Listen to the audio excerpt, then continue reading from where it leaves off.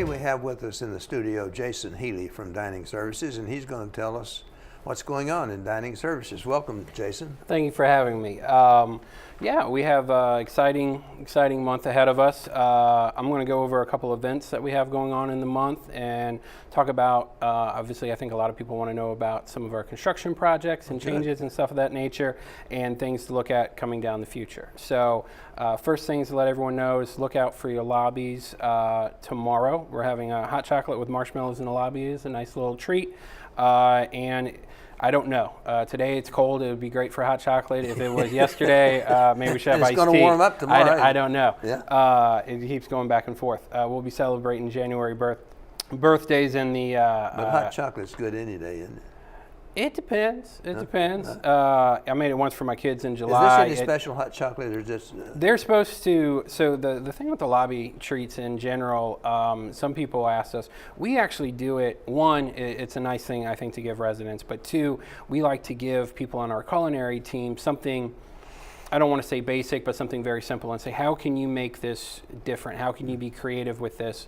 Because sometimes our line level chefs and cooks, you know, they don't get that creativity daily. So we like to give it as a kind of a project for them and see what they can do. Sometimes they do amazing things, and then we incorporate those into our program moving forward. So it's important that we show up in the lobbies and test some of these new culinary. I think you should. I think it would be great. I know I'm going to be running around trying some. What times are they? You have Village Square from 11 to 12. You have Town Center, which is going to be from 1 to 2. And then Hunter's Crossing is 2 to 3. Oh, okay.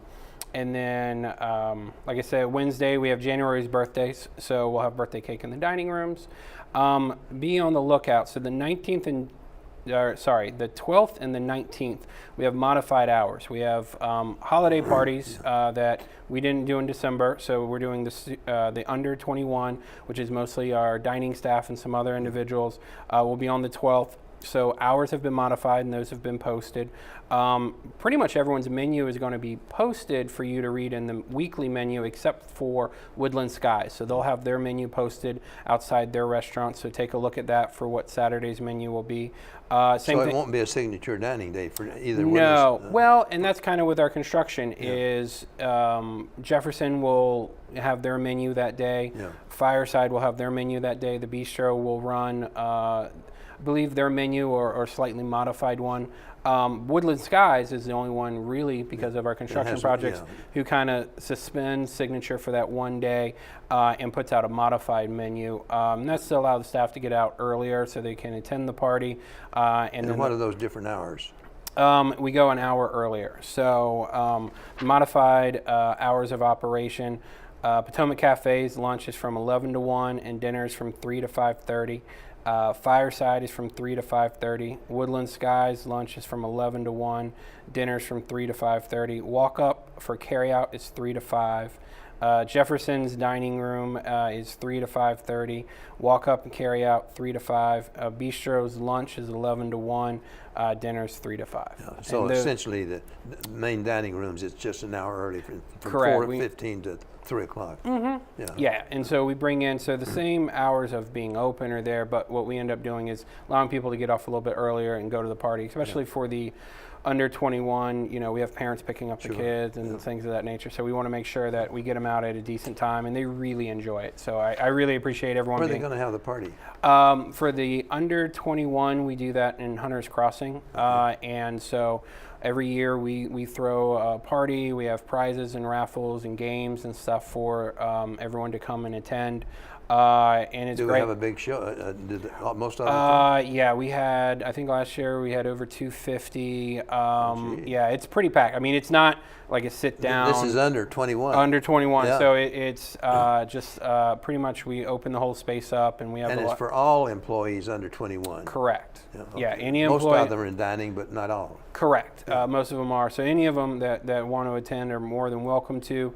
And then on the 19th, we have the community's over 21 holiday party, which is off property, which is Waterford, right here in Springfield. Okay, so it's very nice. People really enjoy it. But to allow those people to be able to make it to that, we do modify the hours. Okay. Well, I think we can put up with that for good party We for appreciate our we employees, we do. both under and over. All right, sounds great. Usually they're spread out a little bit more, but this year it ended up being kind of back to back. Yeah, But okay. we are celebrating Martin Luther King Jr.'s birthday on the 21st, so we'll have specials those days, or specialty menus depending on the venue.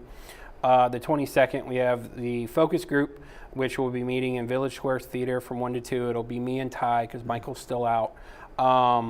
And really come, especially if you have questions about projects, future projects, construction, where we're at, how are things going. This focus group is really designed to talk about the community and the dining program as a whole. We don't really talk about the individual restaurants and how you like green beans or how you want to see something on the menu. But we still have those town halls in those restaurants for those. Yeah, I found those to be very interesting, Jason. Thank you. You know, I found them to be that you all open up pretty well. We do, because we really believe in transparency, and the biggest part is we get a lot of mostly positive feedback during those that we are able to take back and say, hey, this is a direction that we're going in. We got a lot of feedback saying that, hey, maybe we need to look and change that. And that's kind of what we look for is what are people thinking? What are the pulse, if you will, of the community? Yeah, and my observation is that that you all have paid attention to the comments, especially in the focus group, because that's where everybody sees what they are. And, so I would encourage people to show up for the focus group. Absolutely. Like we're kind of torn. When we started it, we had like over 100, 150 people show up. Now we're down to like 30 people come, which is good. To us, it kind of feels like we're doing our job.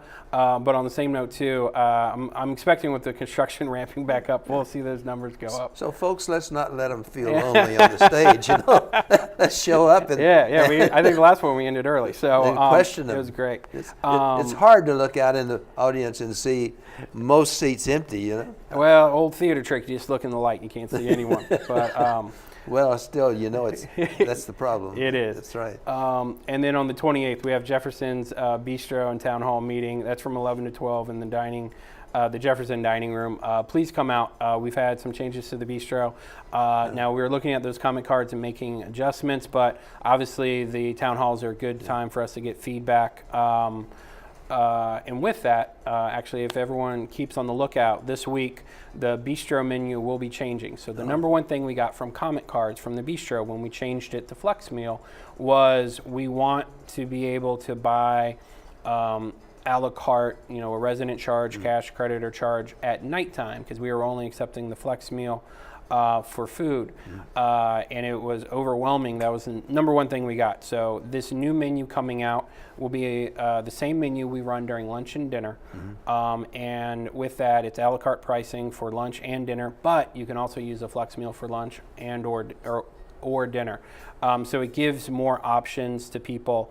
It gives us the ability, and over this month, we're going to be running a lot of different specials. We still have what I consider to be kind of comfort food and ones that we've done a lot and you've seen in Fireside and Woodland and Jefferson on the menu. We're going to start trying some new items out to make it more of a bistro menu, because that was the second most comment we heard. But we wanted to kind of get more resident feedback and run them as a special before we run it all month long. Are we pretty well filling up the bistro at night? Is that becoming popular? Or? And that's where I think it's every night's a little different. And that depends on the menus, I think, on campus. I think it also depends on what people have going on. The nice thing is that people are still coming and just having happy hour. And then maybe they'll go to the Jefferson, maybe they'll go to Fireside, Woodland, or whatever for their main meal, which we love. There's also people who congregate there, and we lost a little bit because of people who wanted that I just come and have a bowl of soup with a friend of mine that I do on Tuesdays, or something. But they can do that now since with the a la carte, and so we're bringing that back, and we want to see and really residents drive the design of that menu of what can we do to have the most people enjoy the bistro and be happy with it. And so that team's done a great job of listening to residents while they're in the dining rooms, but also the comment cards.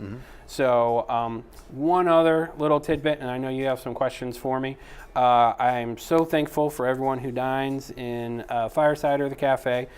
We did have a mechanical issue with our dish machine that went down in between Christmas and New Year's, and like I told everyone that I was here, I think the New Year's Eve, it's sometimes hard during the holidays. Everyone seems to close their shops. We don't buy our parts off Amazon, so I can't get next day shipping on some of those parts. But we got the dish machine up and running, and then we got to have China for New Year's Day, which is fantastic. But then we redid the floor, so we didn't have China since I think last Thursday.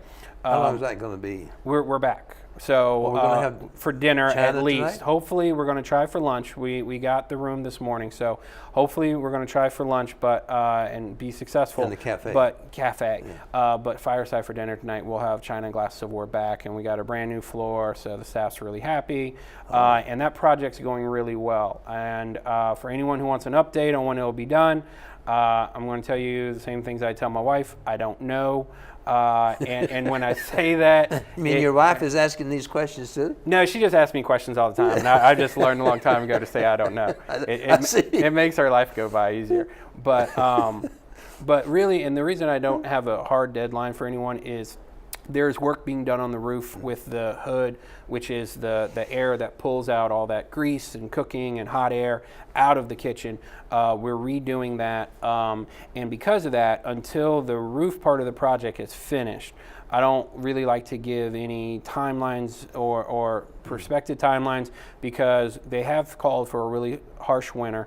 So any snow would delay. How long those delays go, we don't know. So originally the project was scheduled to be, I think, 8 to 9 months, and we're still on task for that, if not ahead of that, but the snow is going to be the big part. So we probably won't give any estimated real timelines until after the winter month's over with, but then so you're willing to hazard them then, huh? A little bit. I mean, when it's all confined inside, I feel better. At that point, it'll be more of a window of we'll know when construction's done and then when we can get all the permitting, and not permits for construction, but to reopen. When you redesign a space, you have to get fire marshal out here and the health inspector and all that things signed off on. But so far the project's going very well. Well, I've been surprised at the quality of the food that we have in Fireside. I usually eat in Fireside, and I was concerned when we were going to transport the food from Jefferson over there that it would probably be cold when we ate it, and it might not be all that good. But I found that you've been able to keep it, not maybe as hot as Signature Dining, but certainly you've been able to keep it above warm. Correct. Yeah. And with that, I really give all that credit to Mark and Corey and the team over there. They've done a great job of executing, planning. They worked a lot with Michael on equipment needs and things that we needed during that. So the team's done a great job there. And I'm not going to lie. Some food that's cooked somewhere else and transported somewhere else is not going to be the same temperature as when I take a steak right off the grill and put it on a plate. But it is very good. We're doing constant, tastings over there and making sure that the food's hot, warm, good flavors. And obviously, certain foods transport better than others. So that's been somewhat of our menu challenges. But I know Mark's been talking with residents and working with the team, and every week we keep coming up with trying to make that menu more diverse and have more favorites there. So I would hope that if you find some items on the menu don't transport easily, that you don't do that again. We don't do it again. Yeah. Good. Yeah. Well, Jason, thank you very much for coming. You're welcome. Joining us on Village in Motion this morning. We've gotten a lot of information, and I look forward to the renovated kitchen here one of these days. Yes. all of us and do. the improvements that are going to come from the renovated kitchen. So yes, that's great. It's going to be great. So thank you very much.